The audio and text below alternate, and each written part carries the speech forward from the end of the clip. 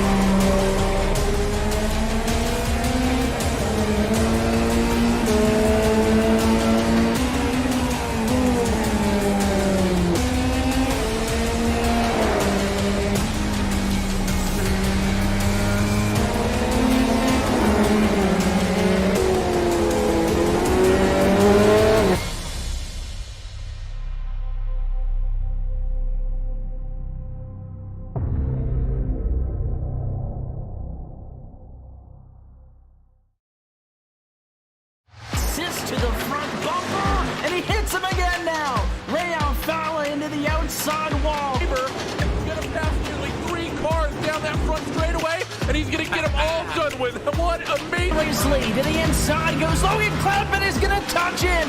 Pit press sideways. What a save. Looks to the outside, and Trunke goes off. De Jong into second place. Going for the switchback. Oh, pinpoint driving. It's howling down to the inside. Trying this contact though. Slide left to the racetrack. Chris Benner drives it back down underneath, and he takes that second spot right back. Joker goes to Garrett Lowe. Garrett Lowe should take victory with all that contact. He's going to try and make the move around the outside the Parabolka. That's not going to work, but he's going to try and get the back here. Get the run out the Parabolka. That's beautifully done there. Michael Schubert, there's a little bit of door banging as well.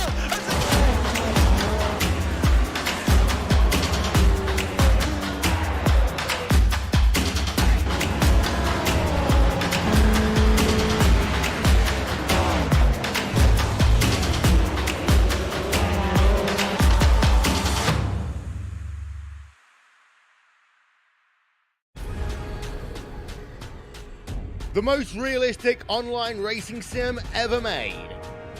This is iRacing. Detailed laser scan tracks, fully dynamic real world cars, and over 50 series to choose from. 6 online world championships offering over $100,000 in annual prizes. This is the original esport racing game. This is iRacing.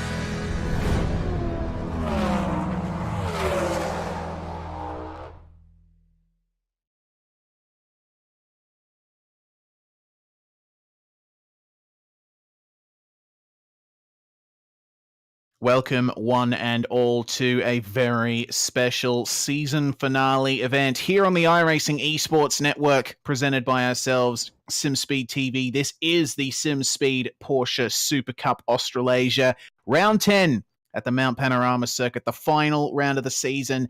we've got a championship to decide at Bathurst once again. My name is Reese Gardner. Joining me in the commentary box, Jay Kennedy. Jay, it's been a long and hard-fought season in the Porsche Supercup Australasia, but here we are at the final hurdle.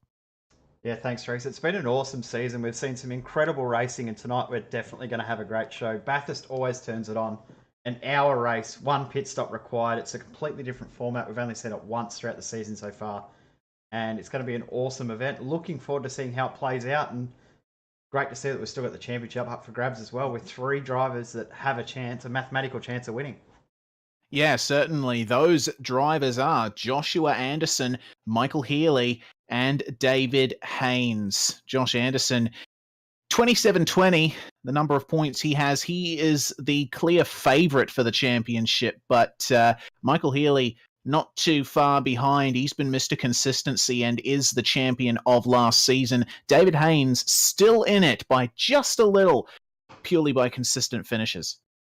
Yeah, mathematical chance of winning is David Haynes. He needs a DNF for Michael Healy and Josh Anderson, but that's highly unlikely with the way the format is. So it basically means it's down to the teammates between Anderson and Healy. If Anderson finishes ahead of Healy, Anderson wins the championship. It's as simple as that. But we saw the final of the Sprint Series Australasia that you can't discount anything when it's Mount Panorama. And you hopefully going to have a great show. Sorry, bro. Yeah, absolutely. You cannot discount anything at Mount Panorama, be it the track itself, the cars, or technical issues. It's certainly one of those tracks that turns it on no matter what kind of racing is there. In terms of the team's championship, just before we get going into the race session, One Performance Racing looks well and truly in the lead, and I think they are definitely going to seal the team's title here. Yeah, I don't think they can be passed by TTL Esports the way that they've gone this season as well. They thoroughly deserve the championship in there as well.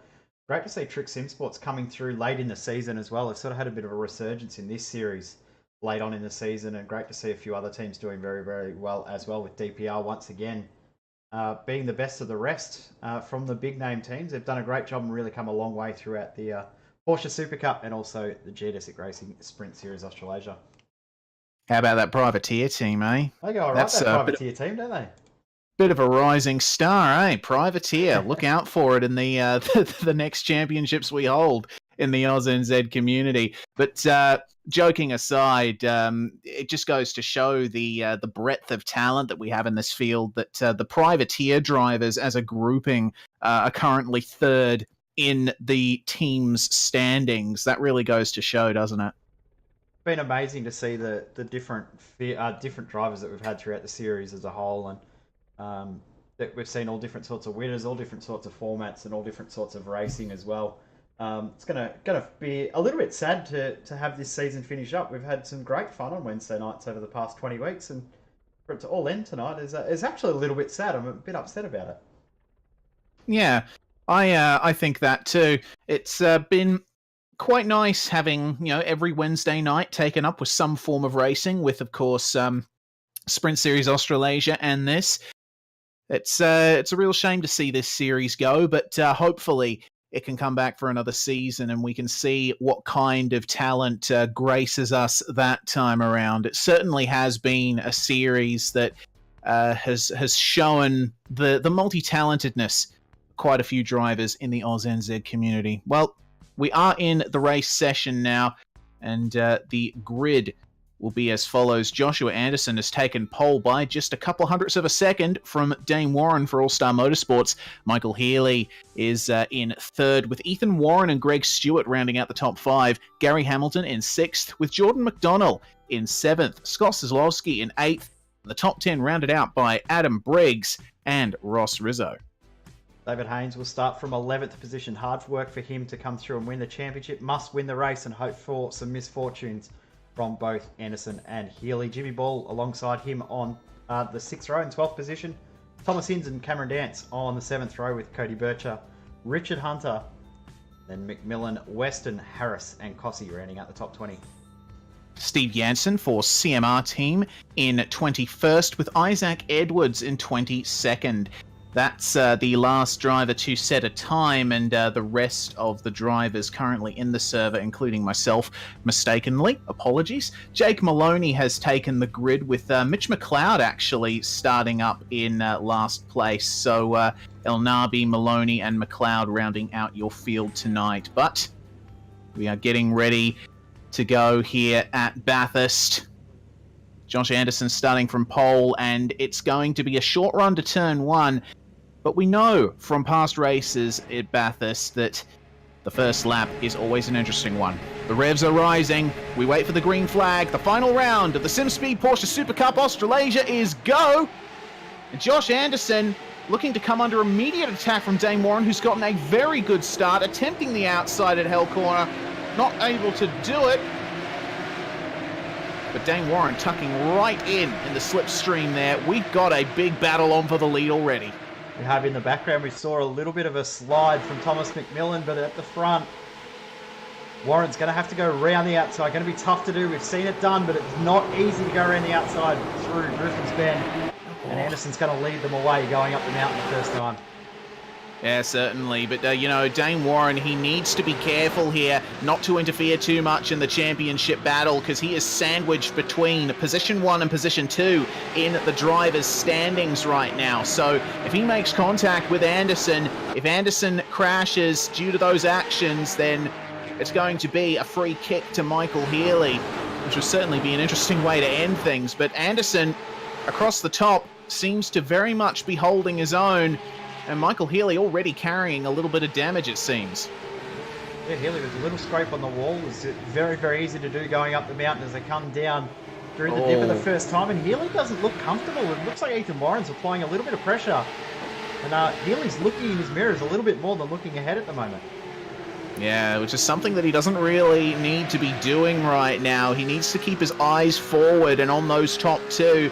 Try and battle for the championship against Mr. Anderson, but it seems to me, unfortunately, Healy running into some dramas on the first lap. Side by side in the background, though, Gary Hamilton and Jordan McDonald. Who, Jay? Isaac Edwards in the wall coming down the mountain, and go back to that battle because McDonald ran the outside at the King. Boy. Hamilton's going to get it done around the outside. Good move.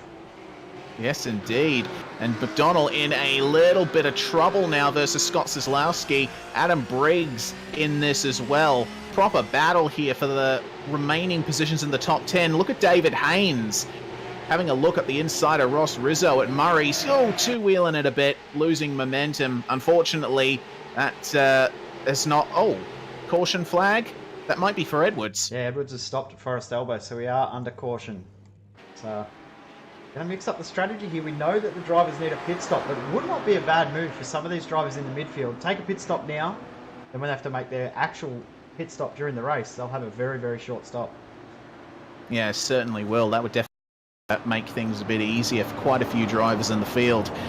It's obviously the strategy game at Bathurst always gets thrown up in longer races like this, so the question on my mind is who is going to be the one to pit first? I would definitely expect those people up the front to be the first ones to pit.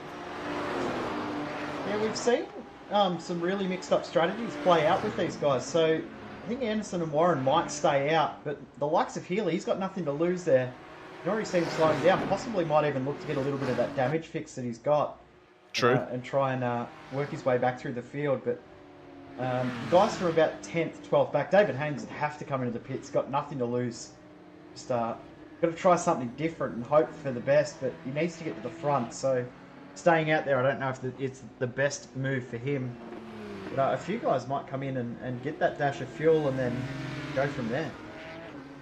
Absolutely. Of course, the pit stop is forced via a fuel restriction. So drivers need to be mindful of that they don't go for the wrong fuel amount and accidentally not put enough in when it comes time. Tell you what, these guys have had to make their way around a whole lap before they actually catch up to the safety car.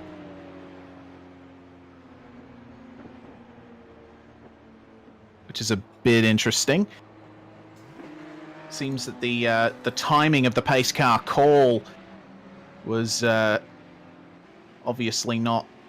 Oh, hang on a minute. Josh Anderson, he's clutching down into Murray's. Trying to save as much fuel as he can right now, so apologies for a couple of mic issues I'm having. Hopefully it's sorted itself. And yeah, Anderson is already saving a bit of fuel, and very, very important to save as much as you can. Of course, that's going to mean maybe another 2-3 seconds at the stop when it does come around. You can save it, but yeah, the caution come out just as they were coming through Hell Corner, so the safety car wasn't able to get out there before they'd passed the pit exit. So another lap before the pace car's out. There it is, and they're gonna have to go around again, and then the pits will open next time by, and it'll be a mad dash for a few cars at the back of the field.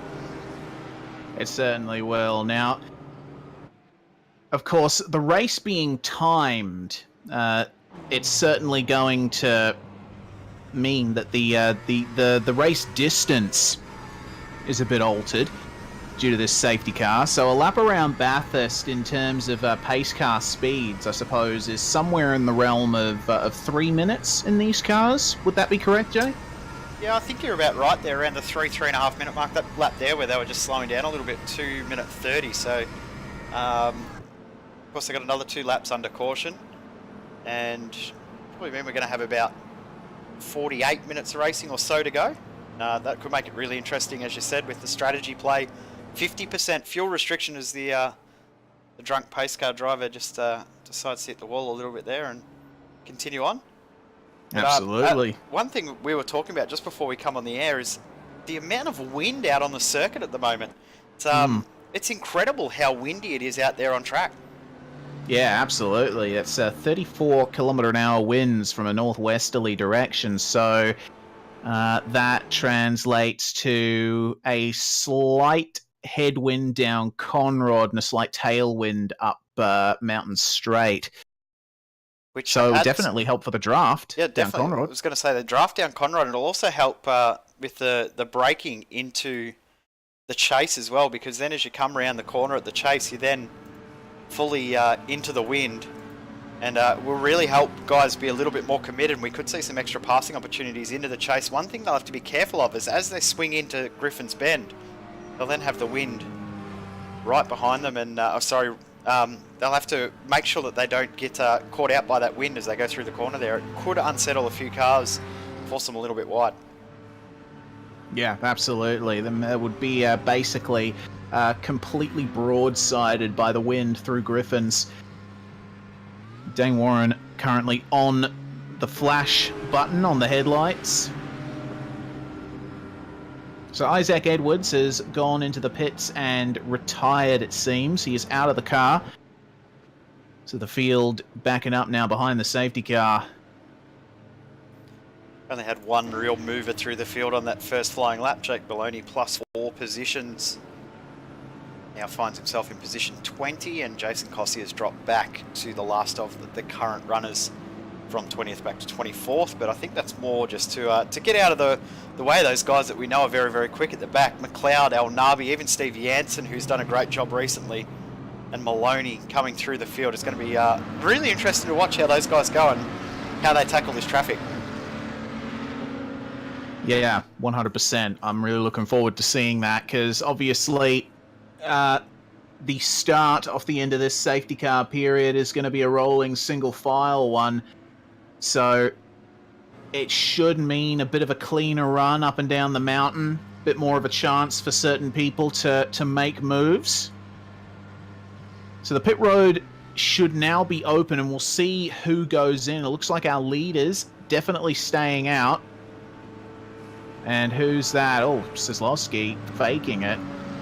That's bizarre. It seems like almost no one is going for a stop. Yeah, I'm surprised by this. I think someone might get caught out a little bit by this. As I said, the guys at the back have got nothing to lose. And you see Mitch McLeod, Jake Maloney, the only ones that have decided to come in, which and Jason Cossey as well. So these guys probably thought about it. I mean, when you're 5th last, 2nd last, and the last car on the track, you've got absolutely nothing to lose. These are all easy position gains for them when it comes around for time to them to actually make their proper pit stop. They could jump, say, 10 or 12 drivers just from this 10 minutes of fuel that they're going to put in the car now. That's exactly right. It looks like they're going for tyres as well. So These guys just going Making for the most of it. the total fresh up. Yeah. Why not? Isaac Edwards back out onto the track as well. We're hoping he can last a little bit longer this time around. Rejoining at the back of the field. He's currently 2 laps down. He lost 2 laps from that incident. But we get ready to go as they come up to the top of the mountain this time. We'll probably have about 23 laps of green flag running from that point on. We know from these races at this circuit in this series, and races at this circuit, that we're going to be in for a hell of a show. And we know that when we saw races at Bathurst last year in the Porsche Supercup, we saw a hell of a show, and the guys were really, really committed by the end of the race. And tyre wear become a little bit of a factor as well with the longer race. It's the longest of the season. It's going to catch a few drivers out that may not have prepared, especially with the track being as warm as it is too. Currently 28 degrees, but it is climbing. It's dropped a little bit now that we're back under caution, but it was already climbing under that qualifying session and now under the race conditions. Yes, indeed. The drivers will have to take that into account, particularly across the top as the racing line heats up. Of course, the Porsche Supercup machines, they're already quite slippery cars to drive. They do rely more on mechanical grip than aero grip, and even then they don't have much of that. So once that racing line heats up, it's definitely going to be the more difficult task for these guys to set those fast lap times, to stay consistent and get on the brakes nice and easy, especially through these S's. Those walls, always very close, always willing to catch someone out. I think that's the thing too, in these sort of conditions in this circuit with these cars, is consistency is more important than actual outright pace.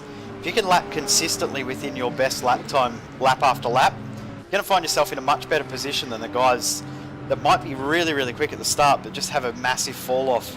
Staying consistent around this circuit is so important, and a lot easier said than done. So those guys that are consistent are going to be the ones that are going to find their way forward, moving forward. And incidents across the top of the mountain, hopefully we don't see any more, but there is a potential for chaos and mayhem across the top. There absolutely is. I mean, it's Bathurst. There's always something that goes wrong for someone at this track. And Joshua Anderson will definitely be hoping that he is not the one that happens to. They're going to come down through the chase. Just a few more corners to go until we go green again here. The race approaching 13 minutes of run time here. And he's already pulling back from the pace car. It's going to be up to him to lead the field away once the pace car goes into the pits. And Jay, we usually see drivers put the hammer down at the apex of Murray's. Yeah, it's seen or either just there or just before Murray's.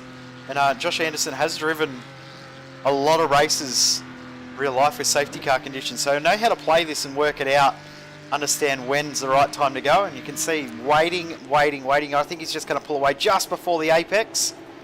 We'll get back under green flag conditions in round 10.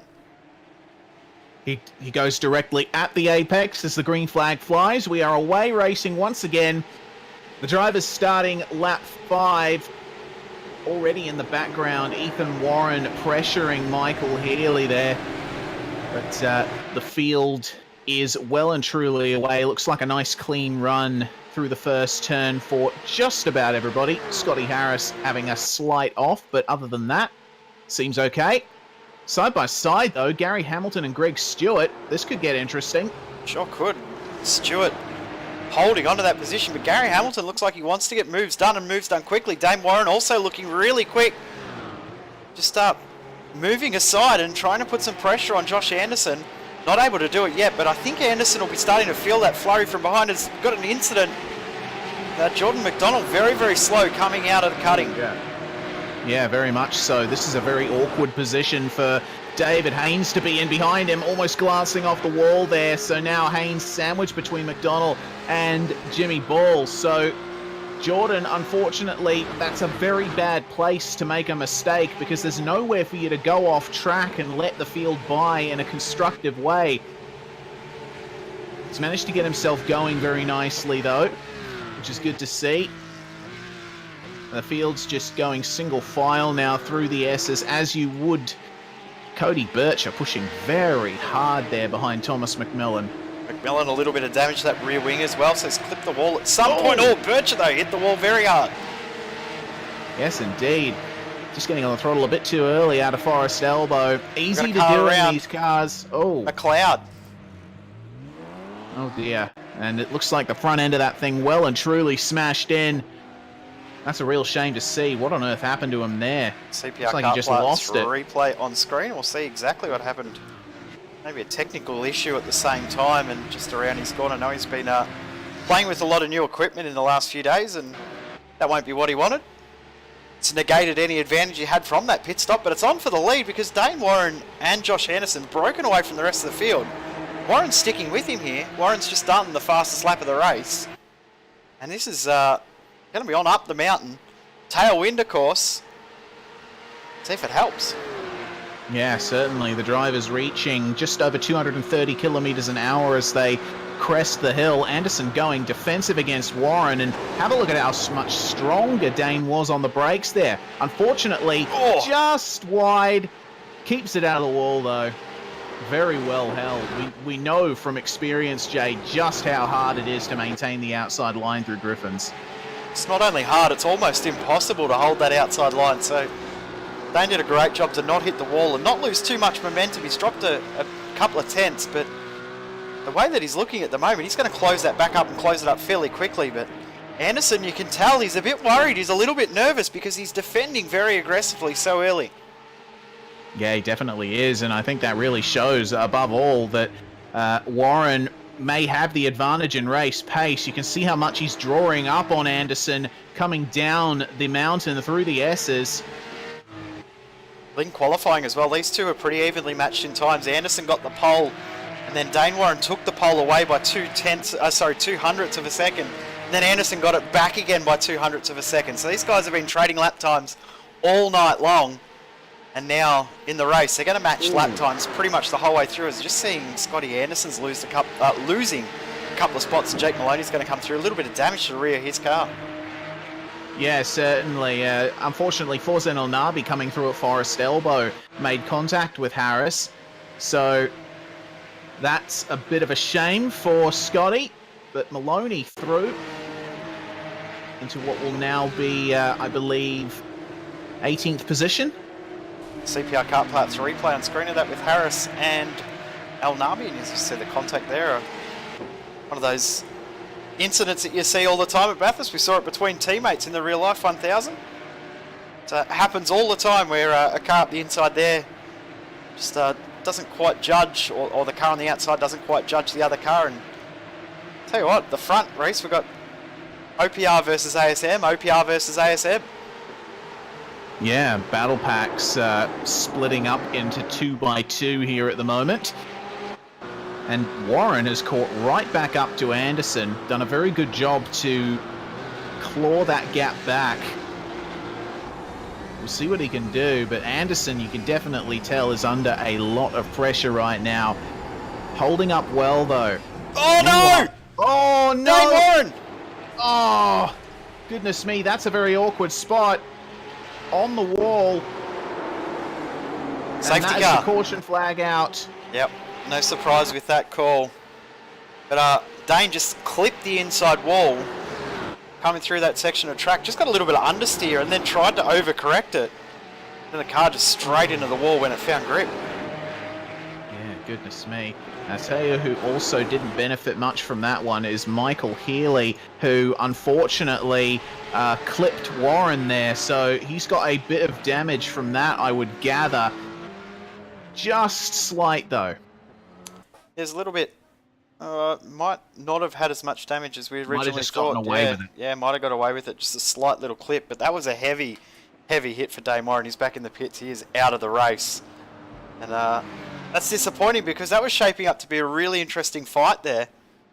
I think it's going to be a little bit of an anticlimactic one there because that was shaping up to be something really, really special. We would have loved to see Dane continue on in that fight there, but a few drivers starting to make their way through the field. We've got McMillan +3, Elnabi, Maloney and and McLeod also up spots, but El Nabi and Maloney are up 7. If they pit again, they might nearly make it home from here. Yeah, that's a good point. We'll have to keep an eye on those guys, see what they can do. That is a real shame for Dane Warren, though. It just goes to show that particular section of the track, it's so hard to judge what your line is. When you're following that particular section of the track, yeah, especially when you're following, and especially in these cars, because they've got so much weight over the rear axle.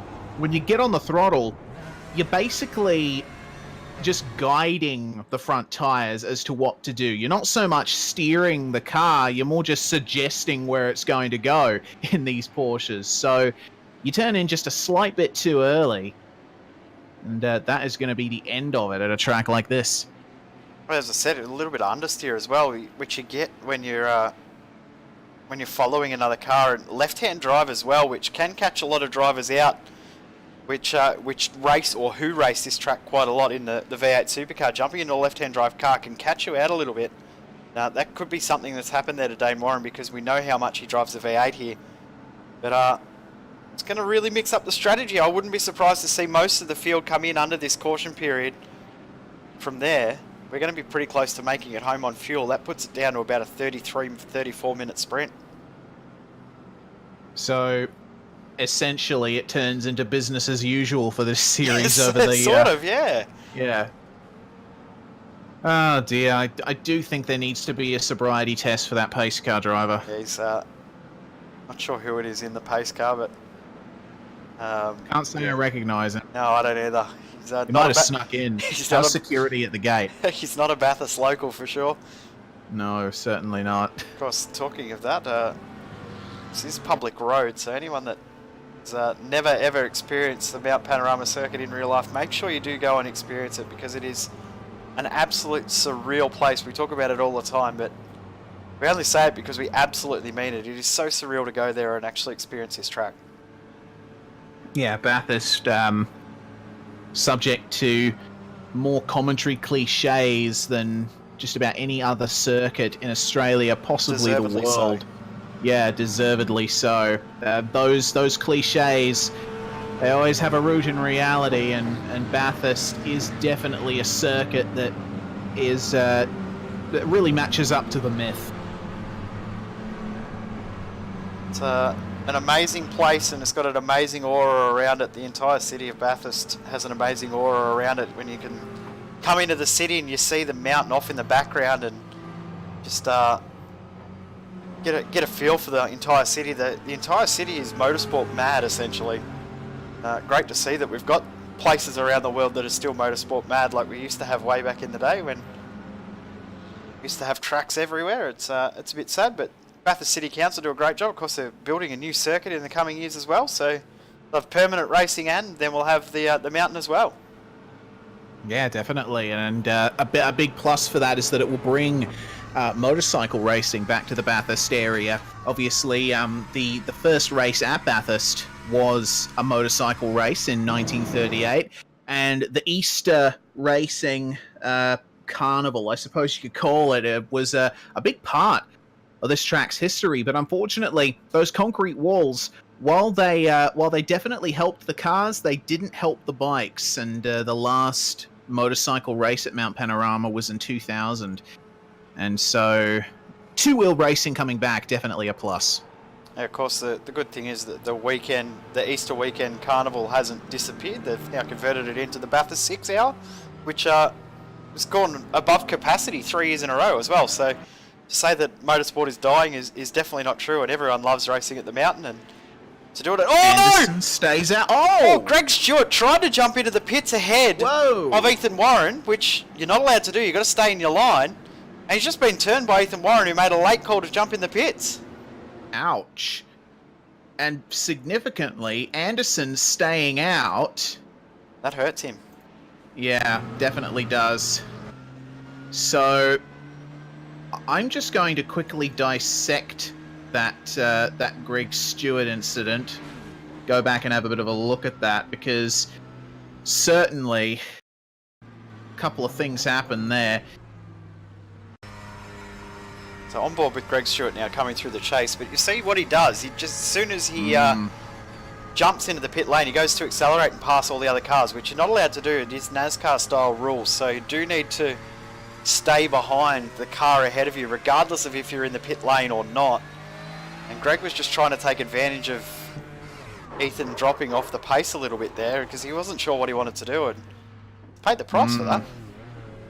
Yeah, certainly. That's a real shame there. Of course, we are of the knowledge that Greg Stewart wasn't exactly allowed to do what he did, but still, that late decision by Ethan Warren to get into the pits certainly played its part there. Interesting, Michael Healy, 34-second stop.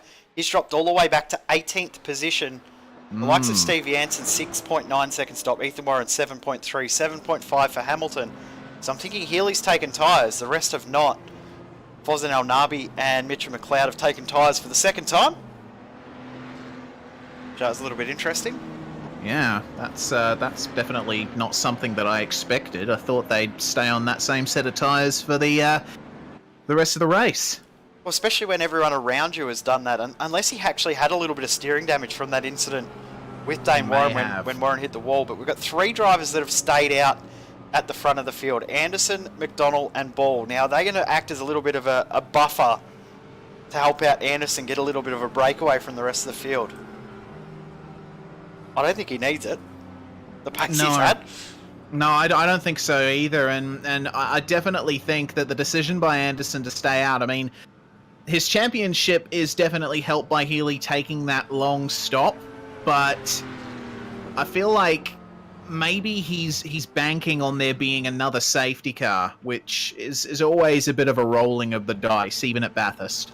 Yeah, but the way the pace car rules work, it doesn't necessarily help you waiting for and hoping for another safety car. I mean, you're forced to the back of the field anyway, regardless of where you are track position-wise, because you can't pit with a closed pit, so yeah. Doesn't necessarily work like it would in real-life racing. So yeah, I'm surprised he stayed out. I think a few people are scratching their head a little bit. Jason Cossey, believe it or not, is the first driver that has made a stop.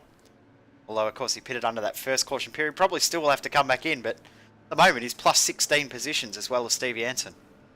Yeah, certainly. Cossey and Jansen doing very well there to make their way up. We'll have to wait and see what they can do in the remaining half an hour of this race. It has flown by, Jay. I mean, we say that an awful lot about these Wednesday night races, but they seem to go so quickly. Well, we're halfway through. We're already finished 2 of the sprint races that we would normally have in the original format, the normal format of a 15 and a 25. We would have had 2 of the 15-minute races pretty much done. So, got a full-length race still to come. And what we've seen from those throughout the season is you expect the unexpected, because you never know what is going to come next. Pace car starting to pull away. Anderson will control the field once again. Indeed he will, and it will be interesting to see what he does here. Whether or not he decides to go for a green flag pit stop after pulling out a gap, we'll see. But the green flag will fly. Presently, Anderson is away. Very smooth start there. Jordan McDonald following him. One thing to note too, Reese, is that the drivers actually have a compulsory pit stop as opposed to other races where they have the option to pit or can potentially save fuel. They must stop in these races tonight. So we did see that catch some drivers out in the Sprint Series Australasia around the ruling around safety cars and, around pit stops, compulsory pit stops. Everyone must pit in this race. Yeah, they definitely must. Oh, David Haynes up the inside of Thomas Hins. Yeah, and Thomas McMillan getting crossed up on the exit. This is getting a bit leery back in the field. Hinsey going side by side with Cameron Dance. And Dance hold around the outside of the cutting. He's going to give it a red hot go. All the commentators all getting in it together. Yeah, we talked about later. Certainly will. Dance getting in front there across the top of the mountain. So once again, Dance doing a dance and making his way slowly but surely through the field. Adam Briggs and Thomas McMillan very close up ahead though, coming into the S's. Ross Rizzo is Oh no, there we go. Adam Briggs is around. This is not going to be good. He's going to be stuck right in the middle of it. Oh no, Healy! Another safety car. It's definitely going to be another safety car. Healy's Surely. around. The track is almost blocked. Michael Healy. Yes. My goodness. No safety car. Wow, no safety car. We're going to get a Why was there replay. not a safety car? Not sure. I'm guessing because every car actually was continuing to move. McLeod hit the wall hard. We also saw Forza El Nabi hit the wall hard. Get a CPR replay, and you just started from that contact between McMillan and also Briggs, but McMillan just a little tap into the rear. It doesn't take much, and then Healy just got cleaned up by El Nabi, and then McLeod went the wrong way. Actually, no. I think that wasn't entirely El Nabi's fault because Cody Bircher made rear-end contact with him there. It's just the accordion effect with everyone Anderson trying to avoid pits. Briggs. Everyone coming in that hadn't pitted. So Jason Cossey now leads this race. Steve Jansen in second, but Ethan Warren is applying a lot of pressure right now. We'll see where Anderson comes out. He's stopped and away. Comes out ahead of Healy, which Healy's going to be absolutely hurting right now. Have a look at the damage to that car. He is done. And he's going to bring it straight into the pits to get damage fixed. That is heartbreaking for Michael Healy. Yeah, I'll bet it's rage-inducing as well. Like, Healy's usually a pretty calm guy, but... Oh, Ethan Warren, don't go there. Oh! Ethan Warren trying to go around the outside at the exit of the cutting. Now up the mountain. It's getting held up big time by Steve Jansen. Cossey starting to pull away. Jansen just clips the wall. Ethan Warren's applying a lot of pressure, and Gary Hamilton's getting in there too. Yeah, he definitely is. You can see Ethan Warren's just hurling the car at the apex as Thomas McMillan black flagged for avoidable contact with car 72. So that was for the contact with Briggs there. McMillan having to serve a stop-and-go penalty there, I would presume. But Ethan Warren really monstering the back of Steve Jansen here. You can tell Jansen just doesn't have that mid-corner speed. McMillan, Warren, my apologies, getting my all-star drivers mixed up. There's a lot of them. the draft. Yeah, there is a lot of them. Some of them even share the same last name. Ethan Warren going for the move here at the chase. Yeah, looks like he's going to get it done. Meanwhile, Scott Kozlowski holding off Gary Hamilton. Looks like actually he may have made it past him. Yeah, he's got the down move done as Conroy well. Straight. Yeah. So There's someone going in the pits behind them. Yeah, it's That's McMillan. serving his penalty. Yep. Oh no! Oh no! Maloney. Yeah, Maloney. Whoa! Careful. That would almost have been the rejoin of the century. If he could actually bounce it off the curb properly, it would have been amazing to watch. It's Maloney. We'll get a CPR replay again. Now, see if we can pick up exactly what happened. It looks like he just lost it under brakes. Yeah, I just missed his braking point and locked it up. Possibly got the right-hand wheels on the grass there too, but went to rejoin and just that curb. It's so aggressive. You don't realise how aggressive that curb is. Back out it comes. McMillan has served his drive-through and rejoined just ahead of Joshua Anderson. Anderson's going to get done, though, down or up Mountain Straight. Oh, or is he? Have a look at McMillan trying to defend here. Wow, McMillan's going to hold on. Good move. Yeah. Very well held. Of course, Anderson, I think Anderson can't afford to be too aggressive with these moves. He does still have his championship to think about. If he ends up retiring from this one, it's going to give Healy the championship. So it's going to have to be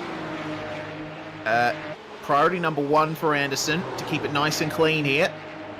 And Healy has continued on, got back out on the circuit, but he will be hoping for a safety car. Needs a safety car to get back in with any chances. Ethan Warren is up the inside of Jason Cossey at the exit of Forest Elbow. Takes the race lead. Very good job there from Ethan Warren, and Cossey is going to try and stay with him as much as he possibly can. But I tell you what, as Cossey's in the draft, what do we always say, Jay? Bathurst always turns it on. Chaos has erupted here. Expect the unexpected, because that's what you always get at Bathurst. And Jason Cossey looked very, very strong. And that was what we were talking about earlier when we were under that safety car period. The wind here is so extreme that the draft effects are just exacerbated because that front car basically punching a massive hole through the air. Second, third, fourth car back. Fourth car back, you're going to get an incredible run coming into the chase, but you've got to make sure that you then use that to your advantage and not outbrake yourself. Absolutely. It's and outbraking yourself is a very easy thing to do in these cars because you do need some light pressure on the brake pedal. These brakes lock very easily in the Porsches. Kozlowski with the run on Janssen, going to go for the inside here at Griffins. This should be an easy done move. Janssen yielding on the entry there, just trying to get on that inside line. Bit of oversteer, unfortunately. Gary Hamilton drawing the short straw there. We also saw Jordan McDonald get past Thomas McMillan. Anderson absolutely broke away from McMillan as well once he got through. So Anderson's already pulled 3.5 seconds. Yeah, Anderson turning it up here in terms of pace.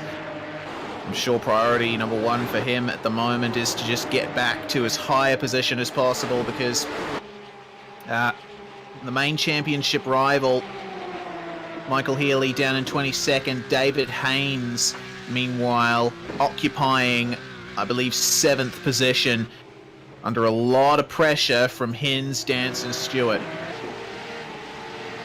And David Haynes has pretty much played this game all season long, just keeps it clean, keeps it out of trouble, just drives nice and consistent. We think back to that race at Laguna Seca where he somehow avoided huge contact with one of the TTL drivers. I can't remember exactly who that was now. Mitch McLeod was involved. Yeah, I think Jason was... Cossey side by side with Solosky taken to the grass down Conrad Straight. Yeah, goodness me. They definitely push it hard, don't they, down Conrad? Cossey, unfortunately, not able to get through on him.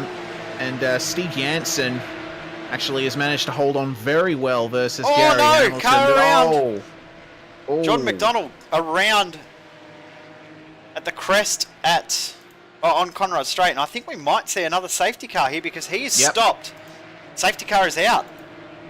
Yes, indeed. What's happened there? Looks to me like it's contact with Thomas McMillan down Conrad. McMillan just holding. Oh, McMillan moving over. That's what happened. I think McMillan, he tried to defend, but he just kept moving over as McDonald drew alongside. Wow, that's heavy contact. And then he got clipped by, I believe, Scotty Harris as well. So, yeah, the second contact's the one that actually did the damage there. But yet another safety car, and McMillan might come under the wrath of race control once again. We'll see here. You'll see across the track, and Scotty Harris just about avoided contact. He's brought it back into the pits to get damage fixed because that was pretty heavy contact. But we come back live. We're back under safety car again. Anderson wouldn't be too happy about this, but Michael Healy will be over the moon that there's another safety car. Yeah, absolutely. It gives him a little bit of a free kick that he needs at the moment to regain this title fight. Oh, McMillan still in a bit of trouble here. Actually clipped the wall on the exit of Griffins, so I think the frustration might be getting to the number 248. We saw him do a great job on the weekend in the Race to Reality showdown. Sorry, the Sim to Supercar showdown. That was blast from the past. That's a blast from the past. That's wow, like five years ago. That series was. Goodness me. Wow. Showing my age here. And suddenly it was 2013 again. It was. That was when you debuted in the commentary box too. That was a long time ago. Yeah. But McMillan did a great job in those first two races in the Aussie Driver Search event. We both said, well, we all said how well a job he'd done and how mature of a drive he's done. But tonight, unfortunately, hasn't been able to maintain that high standard he set. Yeah, and, Ethan that's Warren comes a around real to pick up the shame. pace car. Yes, indeed. Jordan McDonnell asking for a race control investigation regarding that incident, but I'm sure they're already on that. I'm very sure they would be. I'm pretty sure they would have already made a decision on it too. It's a true. fairly easy decision to make. Yes, indeed. So Ethan Warren miles ahead of the rest of the field. They've got a fair way to catch up before Warren and the safety car. It's currently an All-Star Motorsports 1-2. Kozlowski occupying second place. 1-2-8 for All-Star Motorsports as well, with Thomas Hinds in 8th. We've got the commentators all together in, well, we could almost say 6th, 7th, 8th and 9th now, with Ross Rizzo jumping in the booth for us on Friday night for the Australian Online Supercar Championship. So, SimSpeed TV, 6th, 7th, 8th and 9th. Very nice. Sure. Damn, we go all right, don't we? For a pair of blokes that don't really race too much, we go all right. Hey, although you do a little bit. You've been doing some rallycross tonight. Yeah. And I've also been doing quite a bit of league racing elsewhere with my ovals and sports cars and all that sort of stuff. You have been getting your oval fix recently, haven't you? It's been good to watch you do some oval racing. Yeah, well, I think I need to get back into that myself. Yeah, I think you do as well. That's It's the only thing I used to go all right at, so I probably should. Yeah, I still have some good memories back when we were actual teammates in a sim racing team of doing those NASCAR races, and you being my spotter, telling me that there was a car alongside, and I was like, yeah, I know, my spotter already told me that. I did always used to have to repeat it though, because the one time you don't say it is the one time you don't know. This is true. This is very true, and I appreciate it at the end of it all. So make sure you do jump in and do some oval racing. If you've never done it, it is game-changing. You don't know what you're missing. A lot harder than you think. Yeah, definitely. And it really depends on the safety car. Yep. Certainly a big element there. Don't know what oval racing would be without cautions. Don't forget, we will have oval racing back here on SimSpeed TV as part of the major series next year. The schedule's been announced, and first oval race will be the Daytona 500 once again. We'll have the entire international region here on SimSpeed TV next year. Saturday nights though next year. Looking forward to the date change. I think it's going to be quite cool. Hopefully it means that we'll get a few extra drivers turn up. Yeah, certainly. Definitely, holding the races on Sundays definitely made sure that there was some conflict with a few drivers who would otherwise have done the series. But I'll tell you what, the racing that we did have in the majors certainly was some of the best that we've seen, and I really look forward to seeing the series kick off for next year. Yep, cannot wait for the majors to get back going again, and we've got a few other new series coming too here on SimSpeed TV next year as well. Some more announcements to come in the coming weeks. GT Leagues Australia are announcing their schedules soon as well for next year. So we already know that the Sprint Series Australasia moving to GTE next year. Looking forward to that. That's going to be a really cool series as well as GT3 for the first 3 seasons. The evolution to GT, I think, a really, really positive one. Yeah, certainly. I mean, GT3 has long been the most popular category on iRacing, but since the GTE cars were released, I think they have definitely taken that crown, and it really shows with iRacing changing the VRS World Championship GT Series to GTE from GT3, and oh my goodness, I've just noticed Thomas Hinds, technical issues. Yeah, he's out of the server. Yep, he's just had a technical issue and he's out. Then again, he might have decided to pull the pin because he does work bizarre hours, so he might have decided to go and have a little nap. So that ruins our 4 in a row from the comms booth. We'll still take 3 in a row, back to back. Yeah, we definitely not a bad thing. Yeah, Hinsey, a baker by trade, so unfortunately he doesn't get much probably time about to go and start race. Work. Yeah, most likely. Still got 20 runners in this race. Nobody's opted to jump into the pits, which I'm surprised about that nobody's jumped in to get a little bit of damage fixed. But for a race at Bathurst to have about 25% of the field drop, not too surprising around a 45 minutes of a 1 hour long race. I think the attrition rate's actually been a little bit better than I was originally expecting. You'd usually see a little bit more damage in these sort of races, hour races in these sort of cars, tough cars around a tough circuit. But we'll go green this time by. Going to leave us with around about 7 laps of racing, maybe 6 laps of racing to go. Yeah, it's going to be an out-and-out sprint to the end here. Just over the 44-minute mark right now. Lights are out on the safety car, so we'll be in this lap. So where is Anderson in the midst of all of this? Anderson is currently in P13. David Haynes occupying position 7, and Michael Healy in 16th. So still very close between himself and Anderson. Anderson's still currently in the box seat to win the championship, but if both of those guys get into an incident, which of course is very likely, then David Haynes will certainly be in the box seat to take a surprise title win. Yeah, it was a mathematical almost impossibility, but you know, these two guys are now very, very close together, and the way that they're sitting on the track, there is every chance that if there is an incident back there, they could take each other out. It could open the door for David Haynes to steal a crown. Unlikely, but not impossible. Certainly not. What position does Haynes need to finish in if they both retire? I've got no idea. I think he has to win, okay, but that's not out of the realms of possibility as well. Currently in 7th, saving fuel, so he's going to be good to go all the way to the end. It's not out of the realms of possibility. It's not likely, but it's not impossible.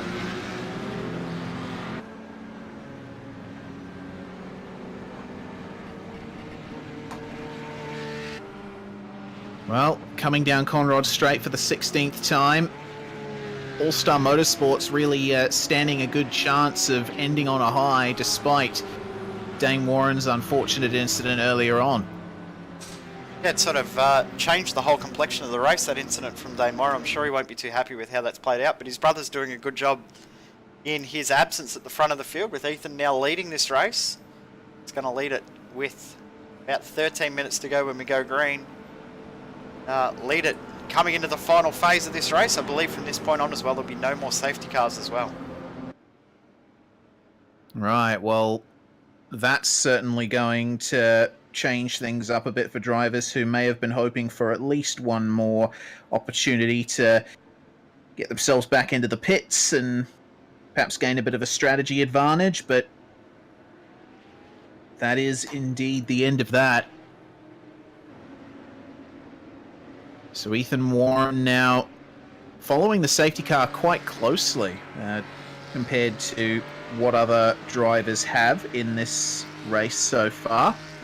He's not backing up at all, is he? It's a little bit surprising. I think the experience factor might be a thing here that hasn't quite experienced the leading of the pack up behind the safety car. Of course, he can go any time from now. Back up the field a little bit just before then, and we'll go green right now. 12 and a half minutes to go. Yes, indeed. And he's just gone to get on that throttle right before the apex of Murray's, which we haven't seen anyone do before. David Haynes, though, under pressure from Cameron Dance and Gary Hamilton by Steve Jansen. Ross Rizzo now making sure that he can get up alongside as well. So the back of this pack here absolutely turning it on in the final stages. Hamilton. Oh, Rizzo! Oh, that's a massive slide. Take care, guys. Yeah, very well held there from Rizzo, but now Steve Jansen might just be the cork in the bottle. Gary Hamilton now chasing down Jason Cossey for third position. Great to see Gary Hamilton back out on track too. We've sort of seen him around for a long time, but he disappeared off the sphere of sim racing for a little while and has come back again. Great to see him out there. Always been really consistent in his positions up the front of the field, and always been a big fan of this car as well. Yes, indeed. He is right on the back of Jason Cossey now. Cossey struggling slightly in the S's as the field comes scything down the mountain once again. Oh, Hamilton right alongside here, and Cossey around the outside, yielding to him there. Cossey just, I think, let off the throttle slightly. Oh, almost in the wall there on the exit of the elbow. So this is going to let the pack by alongside him. Cossey in a very unenviable position here. He's got a long train of cars queuing up to take at least one more position. He's going to have to be careful here. Rizzo around the outside. Dance thinking about it. Oh, 2 by 2. For it. Yeah, 2 by 2 through the chase. And Ross Rizzo, unfortunately, not able to get the run. Steve Jansen's managed to hold on through all of this. Wow, unbelievable. Rizzo through, Dance now through, and will David Haynes be able to come through as well? Cody Birch is getting involved too. Richard Hunter and Thomas McMillan have also changed position, but McMillan into the pits. So I'm believing that's a pit lane drive-through penalty as well for McMillan. Yes, indeed. Anderson round the outside of Greg Stewart, who, oh, El Nabi on the grass. Joshua Anderson continuing his fight up through the field. He now occupies position 10. Not too far off David Haynes as well. No, certainly not. Interesting in itself. Cossey now losing another spot to David Haynes. Cody Birch are trying to get through as well. Oh, Haynes around the outside and almost contact between Cossey and Haynes. Oh.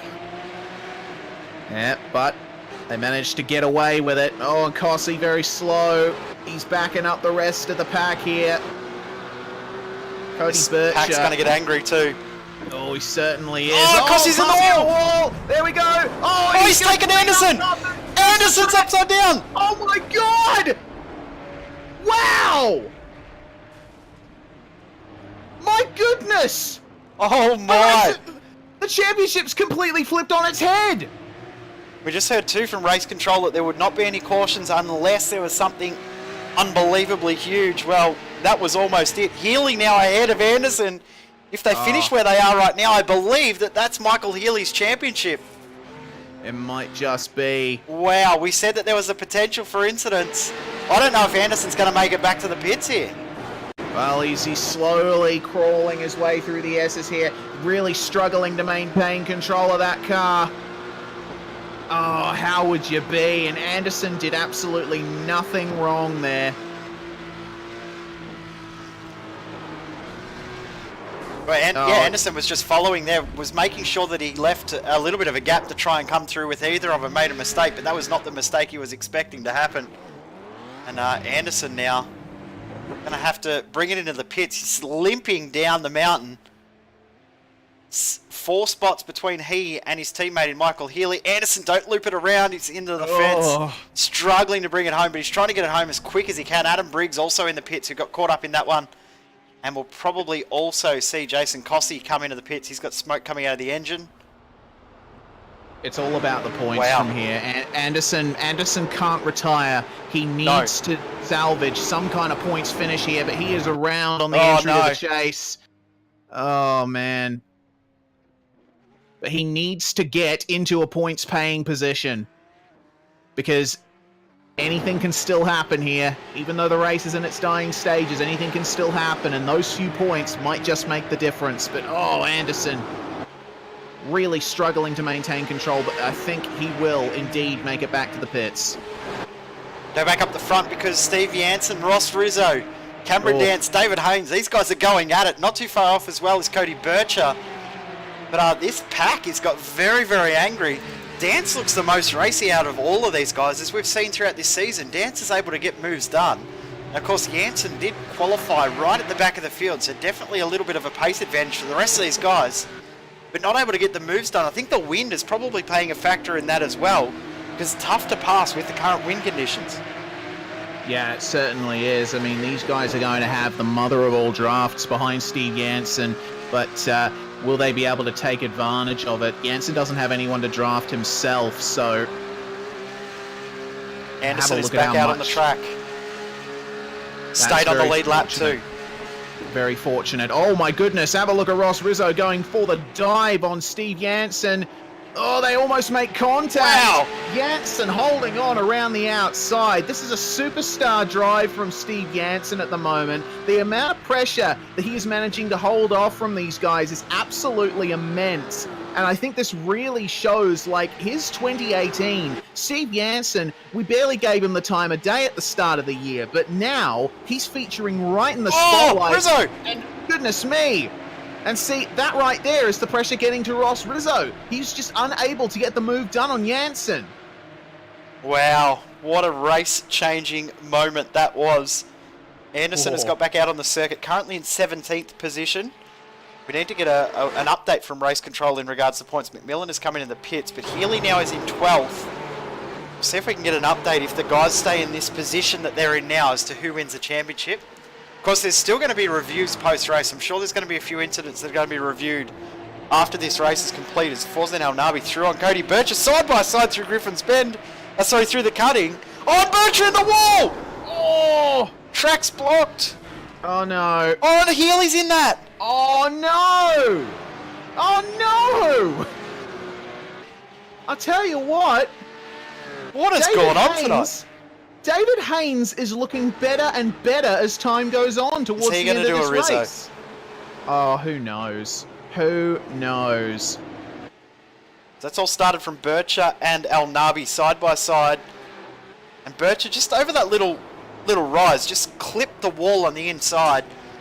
And then Michael Healy, nowhere to go, but made contact with, I can't believe it was Forzen El Nabi facing the wrong way, possibly Ross Rizzo. But Trick Sim Sports, uncharacteristic from those guys. And it was Rizzo that he made contact with.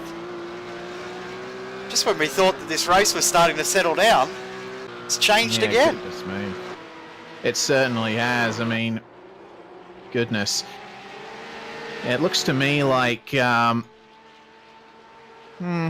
that's weird. It looked to me like El Nabi gave Bircher enough room there. It's just Bircher turned in a bit early. Yeah, I don't think Bircher was quite could judge exactly where that other car was. Healy's continuing on. He knows he's only got 3 laps to go. He's hoping that his car will hold on. Of course, possibly should be okay in regards to cooling of the car with no lid on it. Should be okay. Ross Rizzo in the pit, so Healy will gain another spot. That'll also mean Anderson will likely gain another spot. Put them in 11th and 15th. That makes it very, very tight in regards to championship points. I'm not exactly sure how it plays out at this point. We'll try and find out as soon as we can. Yes, indeed. We'll have to wait for an update on that because I am looking for the points as they are awarded in the regulations, but I can't find them. I can't either. Bircher around, which gives Healy another spot. Scotty Harris also in the pits and stopped, so Anderson's going to gain a spot from Scotty Harris. Won't gain one from Rizzo because Rizzo has got back out on track. But Healy now in 10th, Anderson in 16th. So that's put an extra gap between David Haynes in 6th, putting pressure on Janssen now. What an amazing end to both of our seasons that we've had here on Wednesday nights.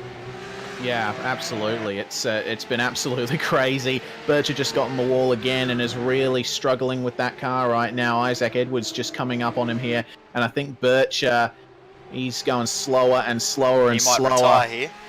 Maybe. Which means that Anderson will get another spot, put him 10th and 15th, which Anderson is now 15th, put 10th and 14th. I don't think Healy's going to be able to catch Richard Hunter, especially with that damage he's got. But Anderson, he's going to have to hope that more and more cars drop out because he is now in 14th position, as looks like time is just updated. McMillan, something's happened to McMillan.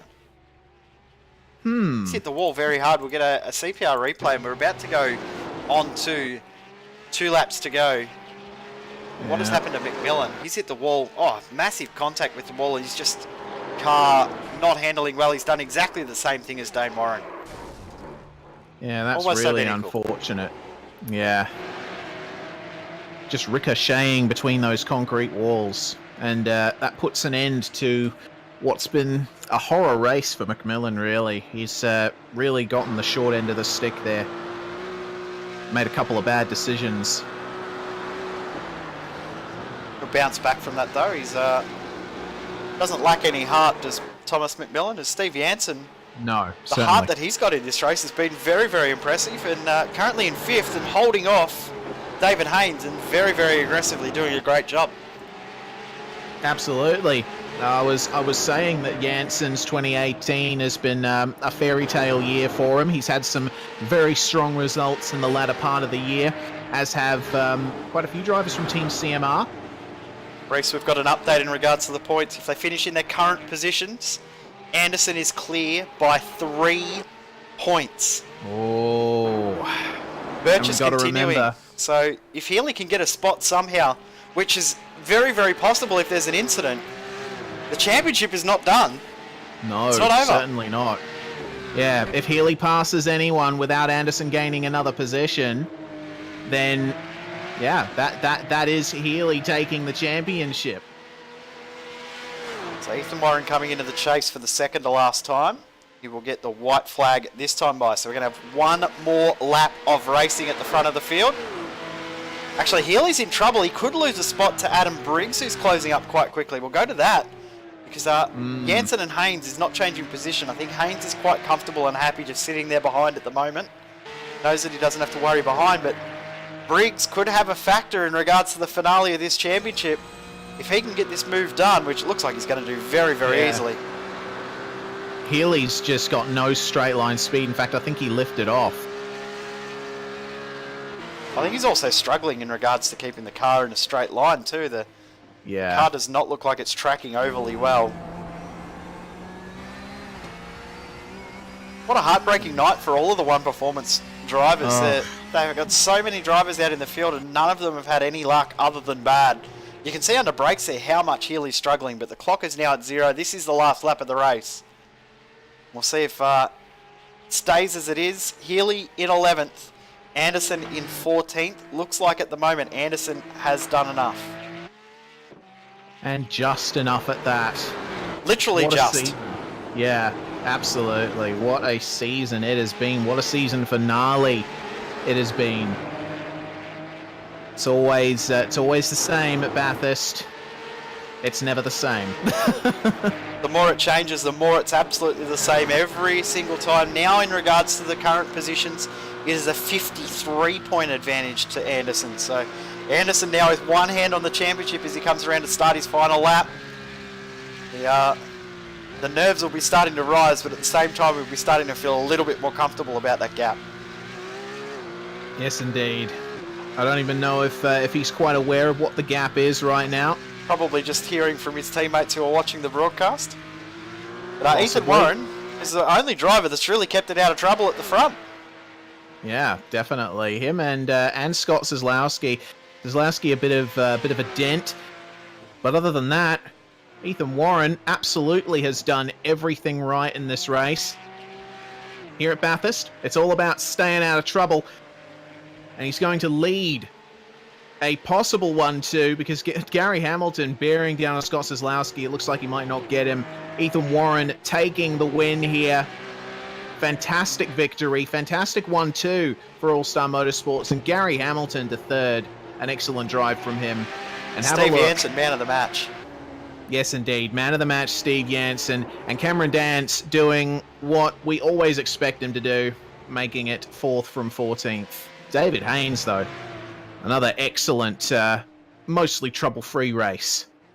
Michael Healy will get it home in position 11. He's got Ross Rizzo, the next car back. Isaac Edwards is behind, but he is 2 laps down. So Healy will bring it home in 11th. Not quite enough in the end. You have to wonder if he wasn't caught up in that incident there with the Trick Sim Sport guys, which there was no malice or intent there. It was just a little bit of an unfortunate incident there when Cody Bircher clipped the wall. And has that cost Healy the championship? We won't know because as it is right now, One Performance Racing, Vandervelde Sim Racing's driver of Josh Anderson will come down Conrad Straight for the final time. And he already celebrating. Looks like he is well and truly got this one. It looks like he's going to pass his teammate in Bircher as well, who's struggling to bring it home. Might actually be almost blown up, is Bircher. But well done to Josh Anderson. Thoroughly deserving of this title. Yeah, absolutely. He's shown himself to have very mature head and taken some fantastic victories, very dominant victories through the season. Healy managed to hold on, but at the end of the day, Anderson, through the chaos, he comes through to take the championship. He is the Porsche Supercup Australasia champion. Michael Healy will finish the championship in second, going back from his championship win in 2017. So well done to both of those drivers on a hard-fought championship. Of course, Healy was unable to attend in the last round, and you have to wonder whether that had any impact in regards to his championship fight. But Josh Anderson, thoroughly deserving, and he's going to leave some 11s up Mountain Straight. And some O's as well, for good measure.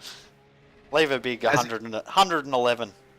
True. Very true. I don't know. I've got nothing left. I don't think the wall's the way to go, though. He's just going to bet it off the wall. But race results on screen. Race results on screen indeed. Ethan Warren taking the victory. Scott Kozlowski making it an All-Star Motorsports 1-2. Gary Hamilton completes the podium with Dance, Jansen and Haynes. 3 can't count, of your best finishes in this one. Fantastic runs from those guys. Greg Stewart, despite his earlier incident coming into the pits, manages to recover to finish 7th. Jimmy Ball in 8th with Richard Hunter in 9th, and Adam Briggs rounding out the top 10. Heartbreak for Healy. He does finish at 11th position in the end, but he just seemed to find himself in the wrong spot at the wrong time throughout that race. Ross Rizzo in 12th position, with Anderson securing the championship with an unlikely 13th position. You wouldn't have thought that at the start of the race. Cody Bircher in 14th, Jason Cossey 15th. Race of what might have been for McMillan. He's in 16th position with the rest of our... Isaac Edwards did finish the race in 17th, and the DNFs, Scotty Harris, Fozen Alnami, Tim Weston, Thomas Hinds, Jordan McDonnell. Then we've got Jake Maloney, Mitch McLeod, and Dane Warren, all unfortunately out of the race. Yeah, some big heartbreak here at Bathurst for quite a few people, but it's going to be celebration in the One Performance camp, particularly for this guy we've got in the commentary box right now, Josh Anderson. It was a really chaotic last half of the race, but you pulled through and you are the champion. Yeah, thanks, Reece. It's it's not particularly the way I wanted to win it, but a win's a win, or in the championship anyway. So yeah, I guess I'm pretty happy with that. Yeah, for sure. It was quite the start from you, really coming under pressure from Dane Warren in the early stages of the race. But I suppose, did you come into this anticipating that there would be as much carnage as there was? No, I probably didn't realize there would be safety cars. So when I did my strategy, I realized it would be, but I didn't realize the impact of having a 3 or 4 minute or longer safety car period. So I sort of, made a few little strategic mistakes, which is why I didn't win the race. But Dane was unlucky what he did. I was really like the championship for me. I care about it, but I love racing. I like battling, so I was sort of disappointed that he crashed, but it would have been a good battle. But yeah, definitely. We did find it very curious that you stayed out in those first couple of safety car periods, but at the end of the day, you and Michael Healy, you finished close together, but you were able to just take it. So I guess at the end of the day, a championship's a championship. Yeah, true. It's as I said, it's not particularly the way I wanted to win it, having to worry about points in the last few laps. But as I said, the win's a win, and I got it done. It was a bit. I was ruining my little strategic error. With about 5 laps to go when I got in that big shunt. But thank God for fast repairs, I guess. Yeah, that's me.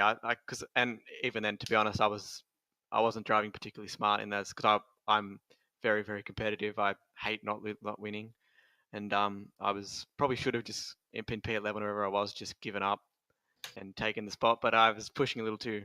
I was a little ambitious, I'll say that. So maybe I got what I deserved, but yeah, I guess I escaped in the end. You certainly did, and you have the driver's title in your hands, and also One Performance Racing taking the team's championship title. So in light of that, before we let you go, Josh, any shout-outs? Yeah, obviously, first off, One Performance Racing and Dylan Shepherd put in an insane amount of work in getting good in the Porsche, which is sort of our little car that we enjoy driving. Also, my other team, Vandervaal Sim Racing, in everything other than the Porsche. They've helped me improve a lot as a driver since I've joined them.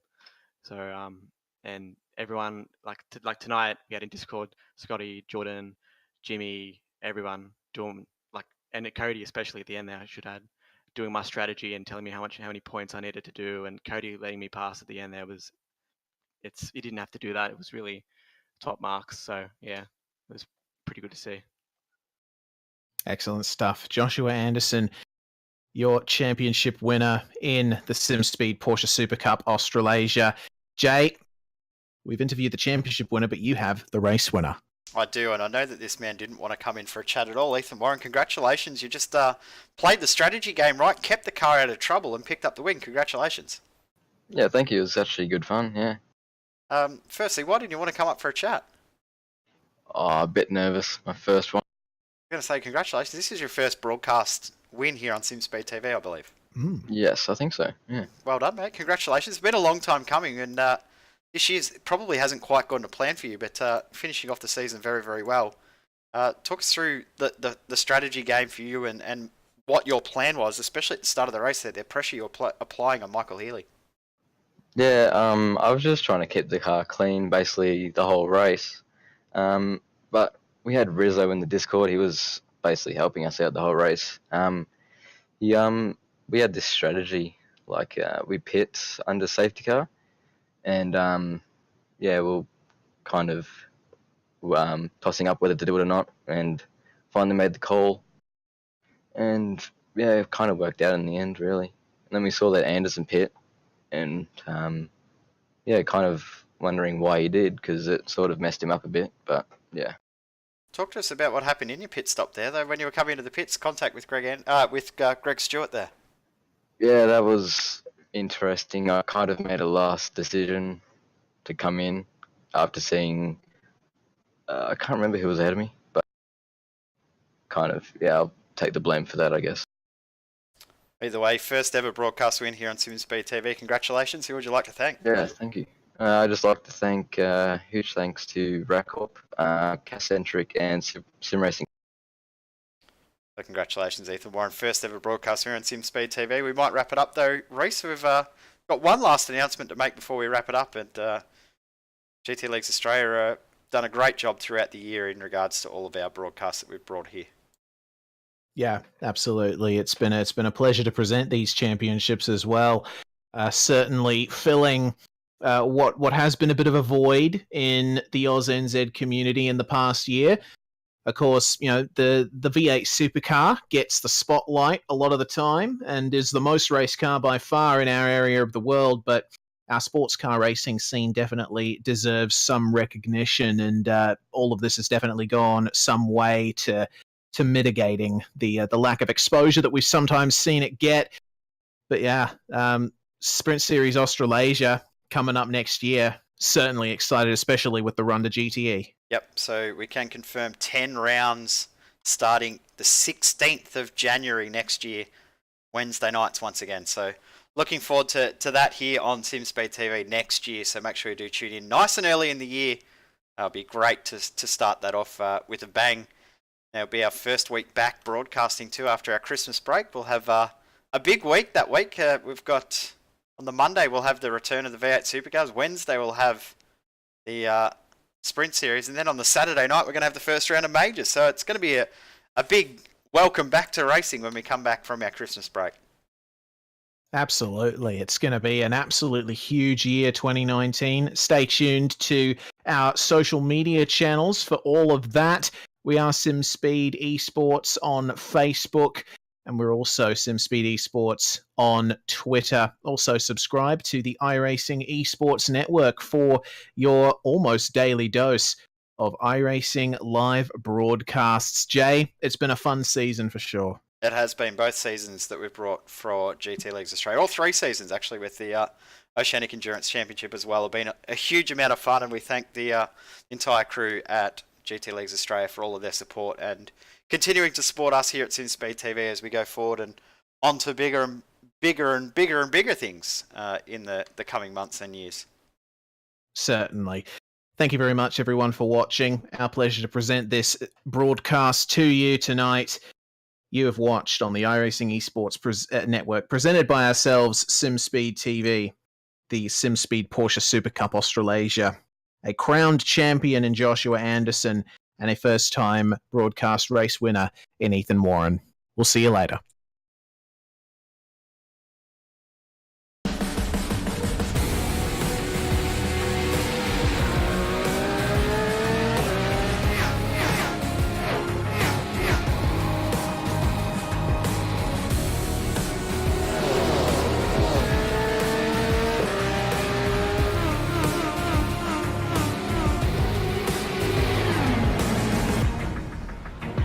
The following is a presentation of the iRacing Esports Network.